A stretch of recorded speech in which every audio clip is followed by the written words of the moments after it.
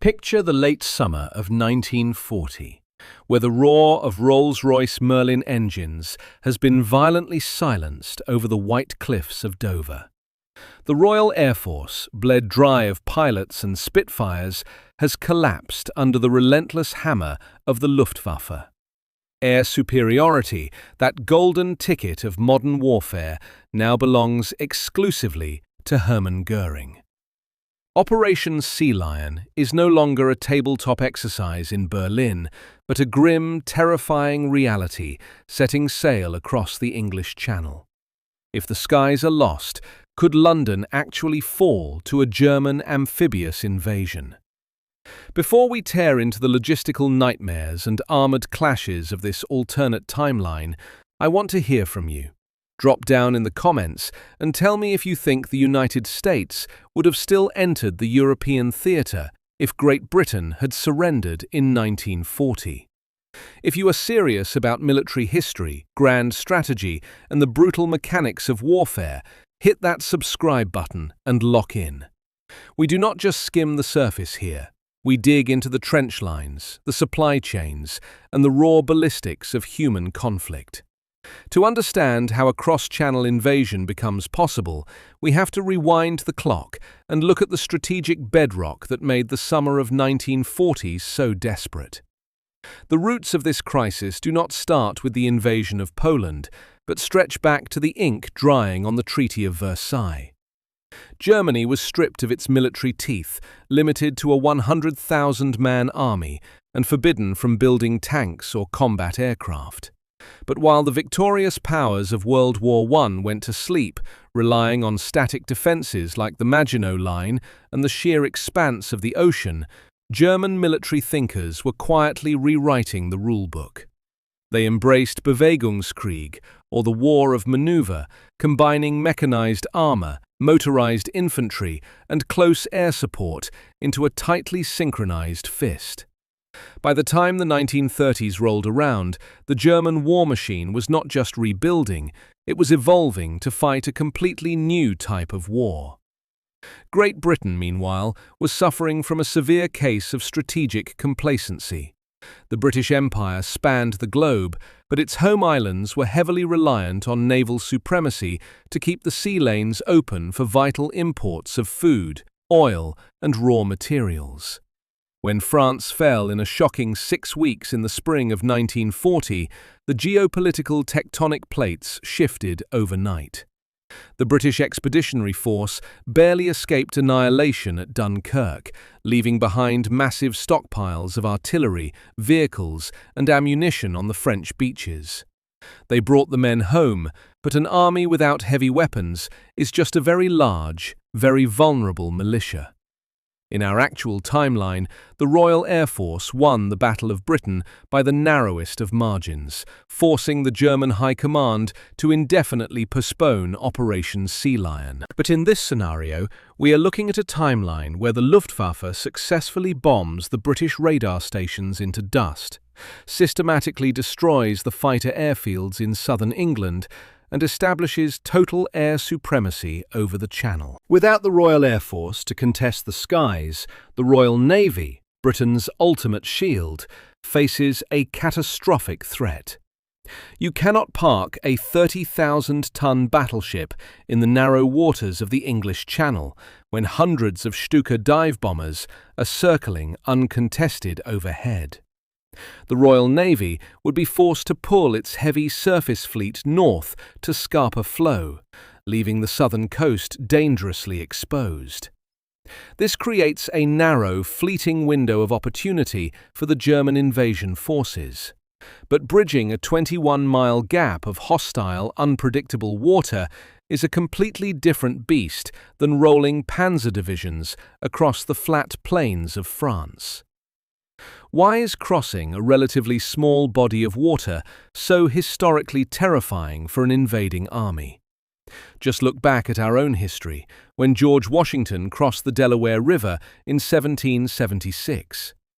That was a fraction of a mile across a river, and the freezing weather, chaotic currents, and logistical friction nearly derailed the entire American Revolution. Now, multiply that friction by 1,000. The English Channel is notorious for its violent, shifting weather patterns, rapid tides, and water temperatures that hover around 50 degrees Fahrenheit, even in late summer. A man in the water without a life raft has mere minutes before hypothermia shuts down his nervous system. The Germans were masters of continental land warfare, but in 1940 they had absolutely zero institutional experience with massive amphibious operations. Let us look at the raw industrial and logistical reality of this invasion force. The Kriegsmarine, the German Navy, was severely mauled during the invasion of Norway just months prior. They lost crucial destroyers and cruisers, leaving them with a surface fleet that was vastly inferior to the British. To transport an invasion force, the Germans had to rely on a hastily assembled armada of river barges. These were not the flat-bottomed, ramp-equipped Higgins boats that American forces would later use at Normandy or in the Pacific Theater. These were inland cargo barges, commandeered from the Rhine and the Elbe rivers. They were designed to haul coal on calm, flat water, not to navigate the choppy swells of the ocean. German engineers frantically modified them, cutting ramps into the bows and reinforcing the hulls, but they were incredibly unseaworthy. Moving these barges required tugboats, making the entire convoy agonizingly slow, crawling at a top speed of maybe 4 to 5 miles per hour. At that speed, the invasion fleet is a sitting duck for hours, completely dependent on the Luftwaffe to provide a continuous, impenetrable umbrella of air cover. On the industrial front, Germany controlled the massive manufacturing output of the Ruhr Valley and the newly captured French and Czech factories. But getting those supplies to the coast, loading them onto inefficient river barges, and pushing them across a contested channel is a logistical nightmare. An armored division consumes hundreds of tons of fuel, ammunition, and spare parts every single day. If the supply line is severed for even 48 hours, the most elite panzer division becomes nothing more than a collection of expensive steel pillboxes. The German plan for Operation Sea Lion called for Army Group A under the command of Field Marshal Gerd von Rundstedt to lead the assault. The initial wave would consist of elements from the 9th and 16th Armies. We are talking about highly experienced, combat-hardened veterans who had just sliced through Poland and France. The spearhead would be the elite Fallschirmjaeger, the German paratroopers, specifically the 7th Flieger Division. Their job would be to drop behind the coastal defences, seize vital crossroads, and capture the heights overlooking the landing beaches. Following them would be the infantry divisions, tasked with securing a beachhead deep enough to land the heavy armour. And that armour is where the German tactical edge lay. The panzer divisions would be equipped primarily with the Panzer Kampfwagen 3 and 4. The Panzer III, weighing in at around 24 tons, was armed with a 37mm gun, later upgraded to a 50mm. It was fast, reliable, and featured a 3-man turret, which gave the tank commander excellent situational awareness. The Panzer IV provided heavier fire support with its short-barreled 75mm gun, designed to blast apart infantry strongpoints and bunkers. But tanks are heavy. Getting a 24-ton machine off a modified river barge and onto a sandy beach without a proper port facility was an engineering puzzle the Germans barely solved on paper, let alone in practice. They developed submersible tanks, the Tauchpanzer, designed to roll off barges into 50 feet of water and drive along the seafloor to the beach, breathing through a long rubber hose attached to a float. It sounds brilliant, until you realize that one artillery shell hitting the water nearby could sever the hose, instantly drowning the 4-man crew inside a steel coffin. Facing this mechanized juggernaut was a British army that was dangerously hollowed out. General Sir Edmund Ironside, Commander-in-Chief Home Forces, faced a monumental task. The British had successfully evacuated over 300,000 men from Dunkirk, but they left almost all their heavy equipment behind. The entire British Army in the summer of 1940 had fewer than 500 tanks available to defend the island. Many of these were lightly armed Vickers light tanks, essentially machine gun carriers with paper-thin armor. Their best tank, the infantry tank Mark II, commonly known as the Matilda, was a beast.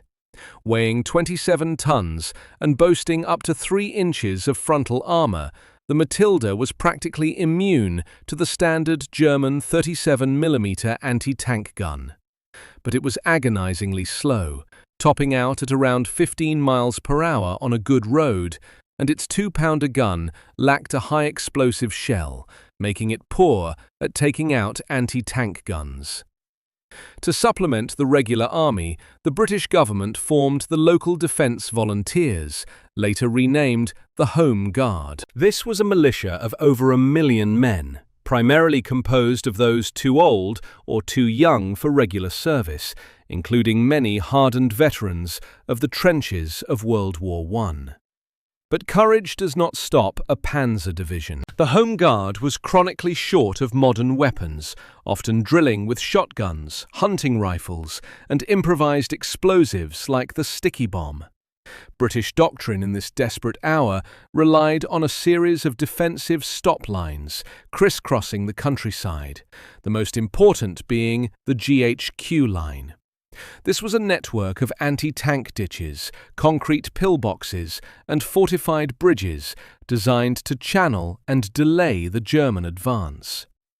The strategy was not to stop the Germans on the beaches, but to bleed them as they pushed inland, buying time for the British armoured reserves to launch a massive counterattack. But here is the million-dollar tactical question. Can you launch a coordinated, division-level armoured counterattack when the enemy has absolute control of the sky? Ask the French Army of 1940 or the American forces at the Kasserine Pass in 1943. When enemy dive bombers can operate without fear of interception, any movement of armour or artillery during daylight hours becomes a suicide mission.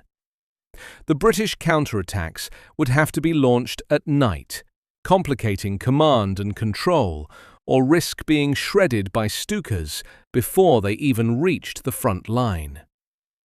The geography of southern England also plays a massive role in this force comparison. The proposed German landing zones stretched from Folkestone to Brighton. This coastline features a mix of flat pebble beaches and steep chalk cliffs. Moving off the beaches requires navigating narrow, winding country lanes bordered by thick hedgerows. If you know American military history, you know exactly what hedgerows do to an attacking army. Just look at the agonizing, bloody crawl the United States Army faced in the bocage country of Normandy in 1944. Those thick earthen banks turn every field into a fortress, heavily favouring the defender.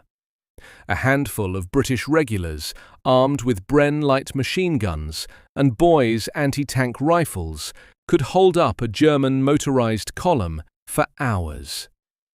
But the Germans knew this. Their doctrine, the very essence of blitzkrieg, was to bypass strong points, find the seams in the enemy defence, and relentlessly push forward to induce psychological paralysis in the enemy command structure. They would not fight for every hedgerow. They would use their Fallschirmjaeger to drop behind the defensive lines, securing the vital road junctions and bridges before the British could blow them up. The speed of the German advance would be dictated entirely by their logistics. The moment the first German boot touches the shingle of an English beach, a terrifying stopwatch begins ticking. The invasion force has roughly 48 hours to capture a deep-water port like Dover or Folkestone intact. Without a functioning port, you cannot land the heavy artillery, the fuel trucks, and the massive quantities of ammunition required to sustain a drive on London. And the British knew this too. Their standing orders were to absolutely destroy every crane, every dock, and every fuel depot before retreating. As the autumn fog rolls in over the English Channel, the modified river barges of the German Armada slip their moorings and begin the agonizingly slow crawl toward the White Cliffs. The greatest amphibious gamble in human history is in motion, and waiting for them in the dark, armed with little more than bolt-action rifles and desperate courage, is the last line of British defence. The clash of steel on the beaches is inevitable, and the tactical butchery that follows will decide the fate of the free world. 0 hour arrives in the pitch black of a crisp September morning, with the freezing waters of the English Channel slamming against the blunt wooden bows of hundreds of modified river barges. Inside these unseaworthy vessels, thousands of German infantrymen from the 9th and 16th Armies are crammed together, violently seasick, smelling of diesel fumes, damp wool, and raw fear. They are moving at a painful crawl of just 4 miles per hour, completely blind in the pre-dawn fog, waiting for the inevitable sound of British coastal artillery to tear their wooden fleet to splinters.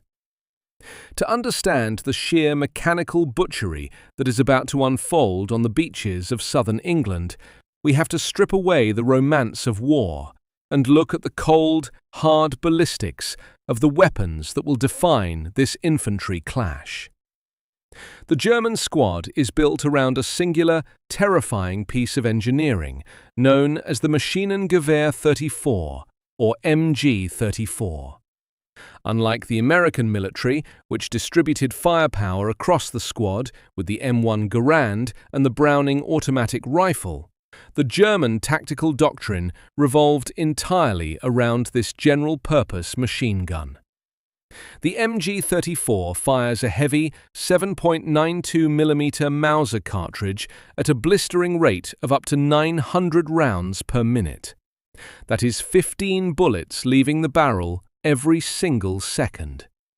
It is belt-fed, highly accurate, and features a quick-change barrel system that allows a trained 2-man crew to swap out a red-hot barrel in under 10 seconds, keeping up a continuous, withering wall of lead.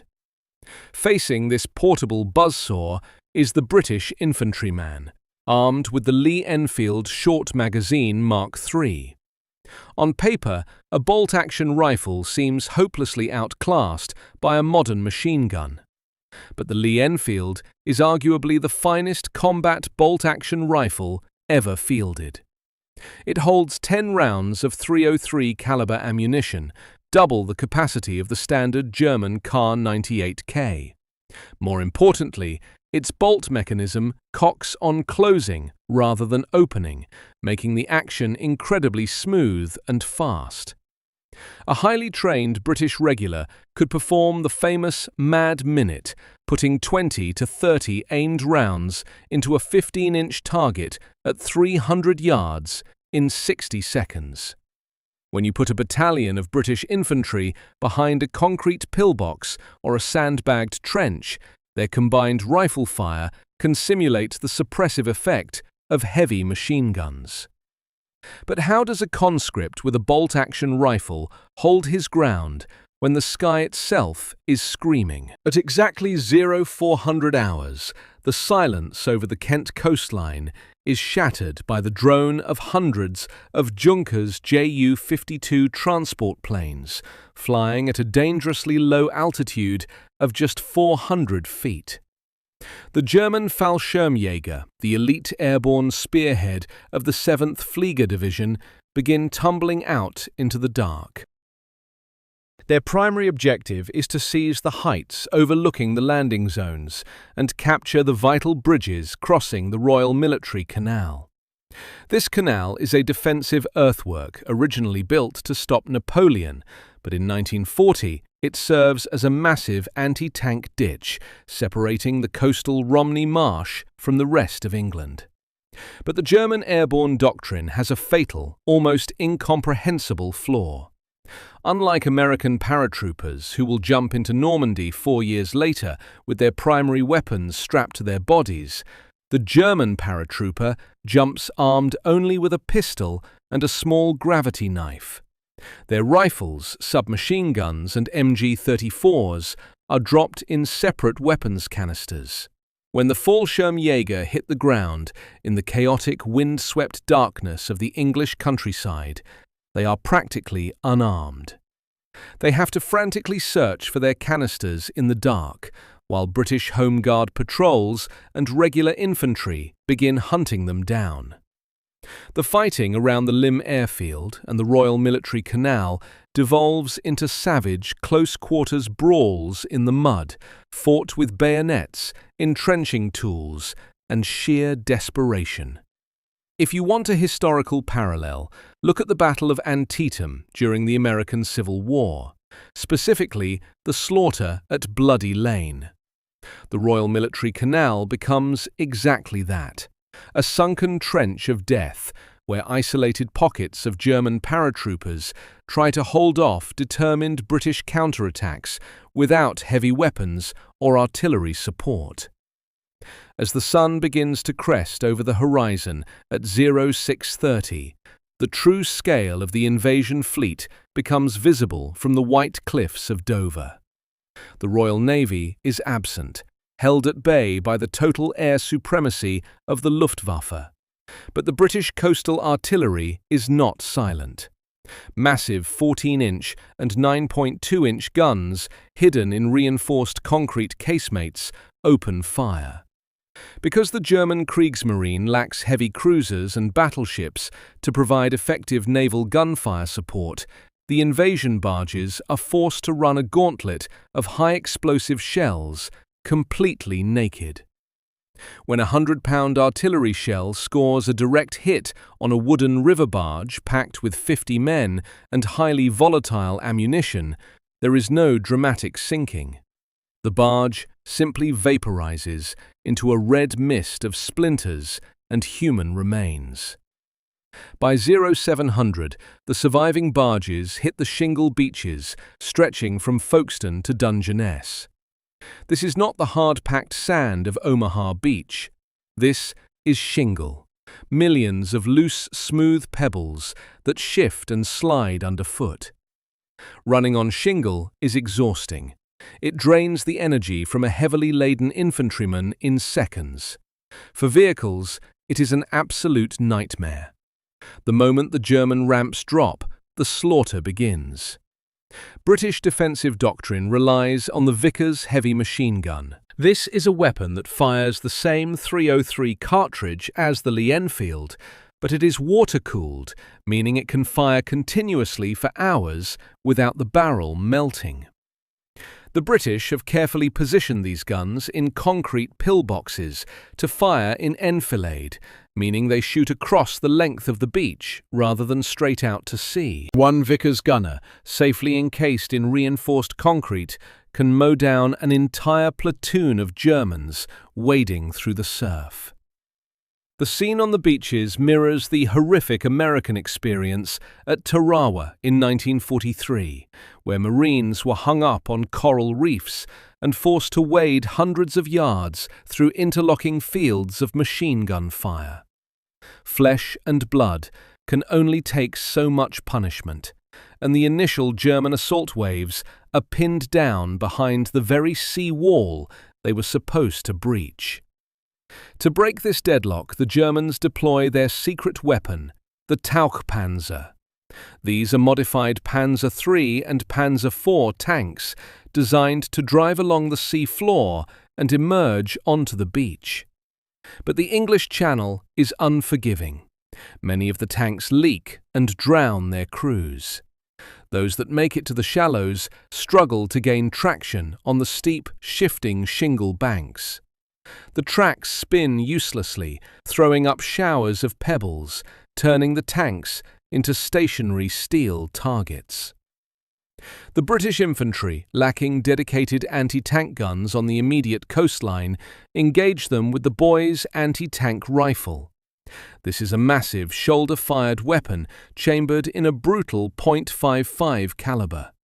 It kicks like a mule and is highly unpopular with the troops, but at point-blank range, its armor-piercing core can punch right through the relatively thin side armor of a Panzer III, spalling hot steel shrapnel around the cramped crew compartment. With the beachhead stalling and casualties mounting by the second, the German command plays its trump card. The sky fills with the terrifying banshee wail of the Jericho trumpet. The Junkers Ju-87 Stuka dive bombers arrive. The Stuka is not a fast aircraft, and it is highly vulnerable to fighter interception. But with the Royal Air Force wiped out in this timeline, the Stukas operate as highly accurate flying artillery. They roll over onto their backs, entering a near-vertical dive at over 300 miles per hour, aiming directly at the British pillboxes and artillery emplacements. A Stuka can deliver a 1,000-pound bomb with pinpoint precision right onto the roof of a concrete bunker. The concussive force of these explosions liquefies the internal organs of the British defenders, shattering the coastal crust and blowing massive gaps in the defensive line. The Stukas provide the shock therapy the German infantry needs to finally push off the deadly shingle and break into the countryside. By noon, the Germans have established a bridgehead, but it is agonizingly shallow, barely a mile deep in most sectors. They have captured the port of Folkestone, but British engineers executed their demolition plans perfectly.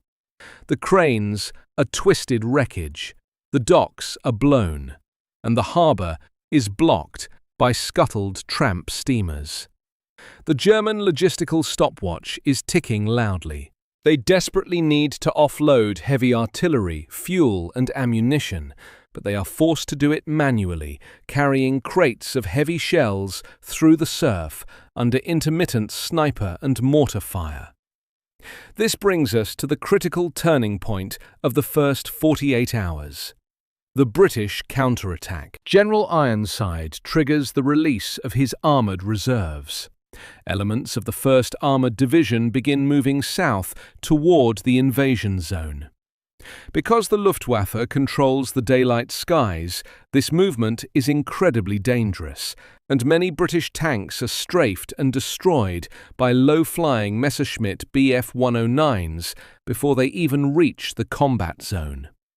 But by late afternoon, a formidable force of British armour slams into the right flank of the German beachhead. At the tip of this armoured spear is the infantry tank Mark II, the Matilda. The Matilda is an absolute monster for 1940. It carries up to 3 inches of cast and rolled steel armour on its front glacis and turret. To put that in perspective, the standard German anti-tank gun, the 37mm PaK-36, is completely useless against it. German gunners derisively call their own weapon the door knocker, because its shells simply bounce off the Matilda's thick hide. As the British Matildas roll over the hedgerows and crash into the German infantry lines, panic sets in. The German Panzer IIIs, armed with their own 37mm guns, are outmatched in a head-to-head brawl. The British tanks begin systematically crushing German machine gun nests and overrunning the thinly stretched infantry battalions. It looks, for a brief moment, like the British might actually throw the invasion force back into the sea. But the German military machine is built on brutal adaptability. When standard anti-tank weapons fail, they pull a weapon from their anti-aircraft arsenal that will become legendary for its lethal efficiency: the 88mm Flak gun. The 88 was designed to shoot down high-altitude bombers, which means it fires a heavy shell at an incredibly high muzzle velocity of over 2,600 feet per second. When you depress the barrel of an 88 and point it horizontally at a tank, it becomes the most terrifying anti-tank weapon on the planet. The Germans frantically unlimber these massive guns in the middle of the chaotic battlefield. The 88 has a flat trajectory and optical sights so precise that a skilled gunner can hit a moving tank at over a mile away. When an 88mm armor-piercing shell strikes a Matilda tank, there is no bouncing. The kinetic energy is so massive that it punches clean through the 3-inch armor, detonating the ammunition racks inside and instantly turning the 27-ton tank into a raging bonfire of burning oil and cordite. This exact scenario played out historically when Erwin Rommel used 88s to shatter British armor in North Africa, and later when American Shermans ran into them at the Kasserine Pass. The 88 stabilizes the German line, halting the British armoured thrust in a graveyard of burning steel. As night falls on the first day of the invasion, the situation is a bloody, chaotic stalemate. The Germans have a foothold on British soil, but they are trapped in a narrow pocket, their backs to the sea, bleeding heavily. Their paratroopers are isolated and being systematically wiped out. The British have suffered horrific casualties, their coastal defences are shattered, and their armoured reserves are severely depleted. The fighting devolves into vicious small-unit night actions among the stone farmhouses and thick hedgerows of Kent. But the real crisis is not happening on the front line. The real crisis is unfolding on the dark waters of the English Channel, where the brutal reality of military logistics is about to dictate the fate of the British Empire. If you cannot feed the war machine dies in the mud, and the German supply lines are hanging by a frayed, freezing thread. That frayed thread snaps the moment the sun dips below the horizon, plunging the English Channel into an inky, freezing darkness. Air supremacy is a daytime luxury in 1940, and as the Luftwaffe grounds its Stukas and Messerschmitts for the night, the tactical geometry of the invasion violently flips. The German invasion fleet, composed of those clumsy, flat-bottomed river barges, is now sitting completely unprotected in the open water. This is the exact moment the Royal Navy, having waited patiently in the northern anchorages of Scapa Flow and the western approaches, unleashes its fury. Dozens of British destroyers, primarily the V and W classes built during the First World War, come tearing down the channel at over 30 knots. These ships are armed with 4.7-inch naval guns, but they hardly need to fire a shot to cause absolute devastation. If you want to understand the sheer chaos of a night naval engagement, look at the brutal, point-blank slugfests between the United States Navy and the Imperial Japanese Navy in the waters of Guadalcanal in 1942. In the pitch black of Iron Bottom Sound, ships blundered into each other, firing heavy ordnance at point-blank range in a terrifying melee. The English Channel becomes an even more lopsided slaughterhouse. The British destroyers simply plough through the German barge formations at ramming speed. The wake alone from a 2,000-ton destroyer moving at 35 miles per hour is enough to capsize a heavily laden river barge. The wooden hulls are splintered into matchsticks, sending thousands of German reinforcements, artillery pieces, and vital fuel drums to the bottom of the freezing channel. The German beachhead wakes up on the morning of day 2 to a catastrophic reality. Their supply line does not exist. Without a continuous flow of high-octane aviation fuel, diesel for the panzers, and millions of rounds of small arms ammunition, the German offensive is forced into a desperate, accelerated timetable. They cannot afford a slow, methodical campaign.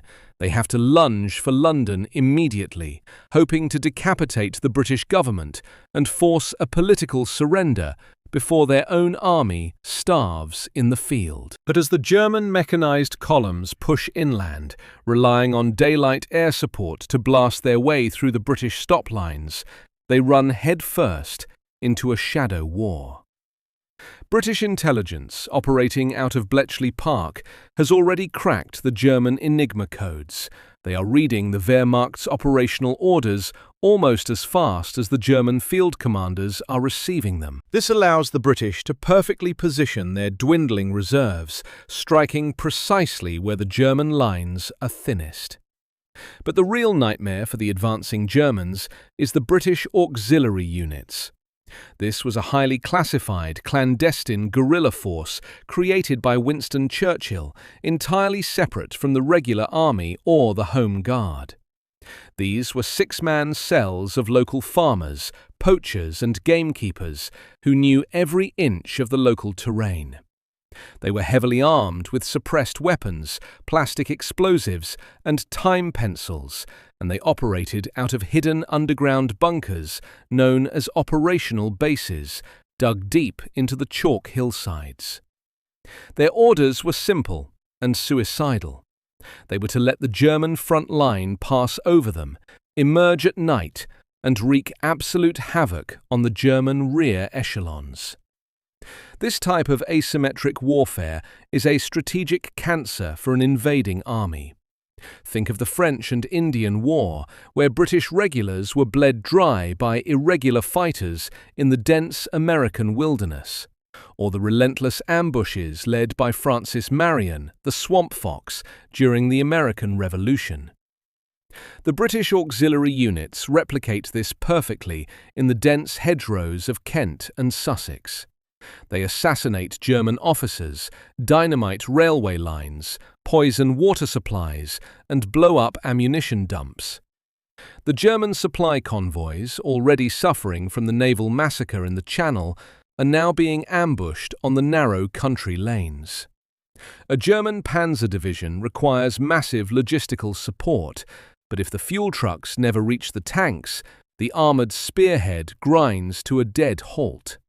The Germans are forced to strip frontline combat infantry to guard every crossroad, every bridge, and every supply depot, severely diluting their offensive combat power as they crawl closer to the capital. By the time the exhausted, battered remnants of the German Ninth Army reach the southern suburbs of London, such as Croydon and Bromley, the strategic picture has completely unravelled.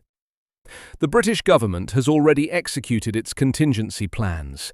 The royal family, the Prime Minister, and the core of the War Cabinet have evacuated, heavily escorted by the remaining elements of the Royal Air Force and the Royal Navy, relocating to Liverpool and eventually across the Atlantic to Canada.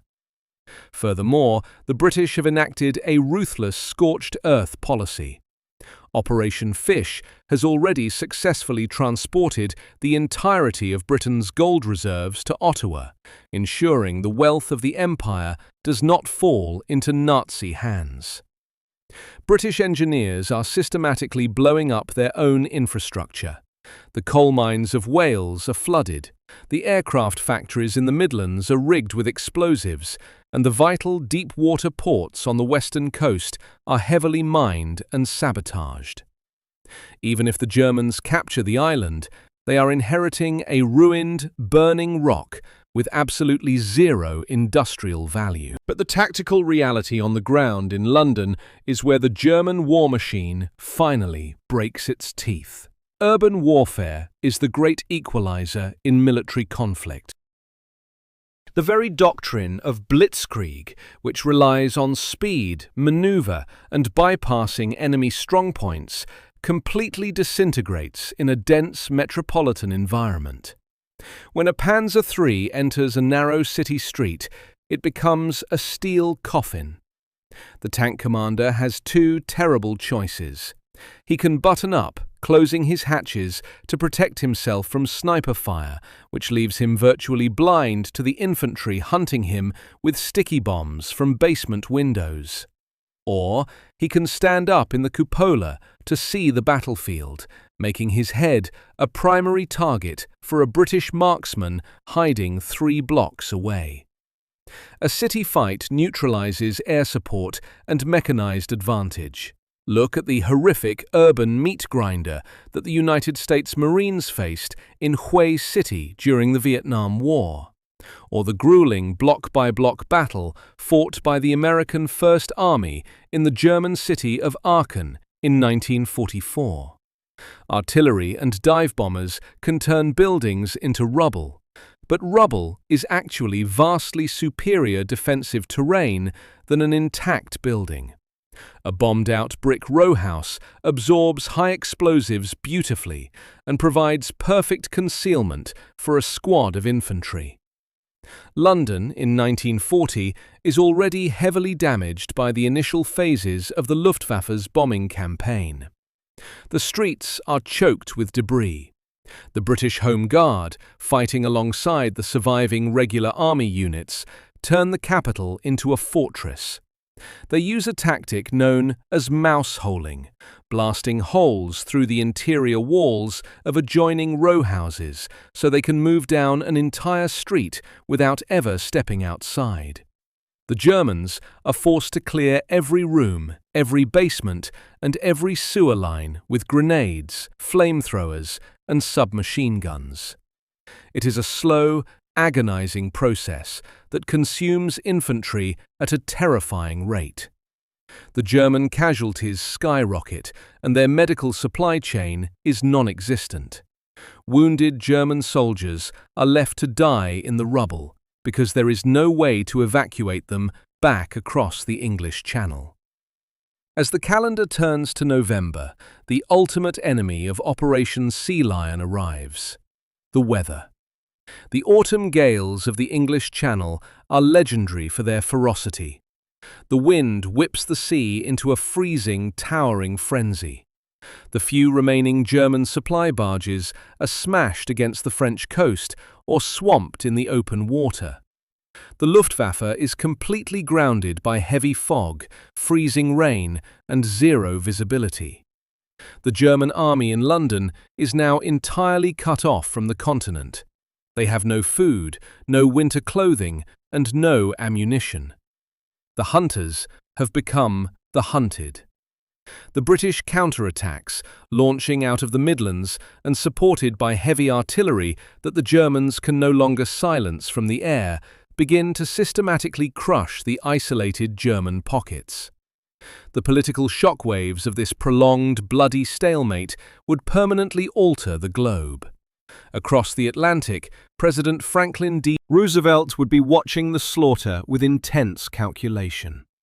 If Great Britain had surrendered in a few weeks, the isolationist movement in the United States might have successfully kept America out of the European war. But watching the British people fight, street by street, burning their own cities to deny them to the enemy, would galvanize American public opinion.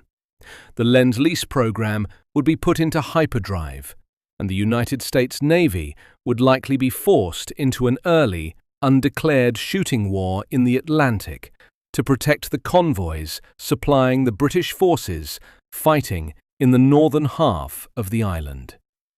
Ultimately, the German victory in the Battle of Britain was a strategic mirage. Air supremacy is a devastating tool, but it is not a magic wand that can instantly overcome the brutal laws of logistics, naval disparity, and hostile geography. Operation Sea Lion was a monumental bluff that, if called, would have resulted in the total destruction of Germany's most elite combat formations. They would have bled their army dry in the hedgerows and starved in the rubble of London, achieving nothing but a massive, self-inflicted wound. War is not won by drawing arrows on a map. It is won by the agonizing, unglamorous mechanics of moving beans, bullets, and bandages across contested ground. Before we wrap up this deep dive into alternate history, I want to leave you with a question. If the British government successfully fled to Canada and refused to surrender, what would be the single biggest threat to the German occupation forces trapped on the island? A. Mass starvation due to the collapse of the cross-channel supply lines. B. Relentless guerrilla warfare from the British auxiliary units. Or C. The inevitable entry of the American military into the European theatre. Drop your answer and your reasoning in the comments below. Hit that like button if you respect the tactical deep dive, and I will see you on the next battlefield.